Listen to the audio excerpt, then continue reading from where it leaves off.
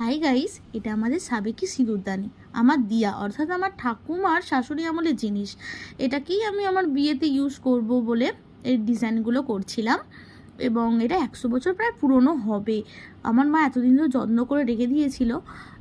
আর এইটার ছবি আমি ফেসবুকে যখন পোস্ট করেছিলাম, এক দিভাই আমাকে ভালো লেগে বলেছিল যে মনু আমাকে এরকমই একটা ছোট সাইজের করে দিতে পারবে।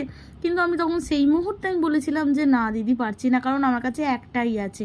আর সত্যিই তো আমার কাছে একটাই ছিল, কারণ আর তো নেই। এইটাতেই আমার ঠাকুমা, তার শাশুড়ি সব ইউজ করেছে। আমি প্রথম মেয়ে, আমার বিয়েতেও এটা প্রথম ব্যবহার হয়েছে। তো রাত জেগেই ভিডিওটা বানিয়েছি, কারণ রাত জেগে কাজ করতে আমার ভীষণ ভালো লাগে। আর আমাদের এখানে একে কুনকে বলে আমরা পরিচিত, অনেকে জায়গায় কাঠা বলে বা পোয়া বলে। তো তোমরা কি বলো আমাকে কমেন্ট অবশ্যই জানাবে। এটাও আমার একটা স্মৃতি যে আমার আঁকাটা কারো ভালো লেগেছিলো।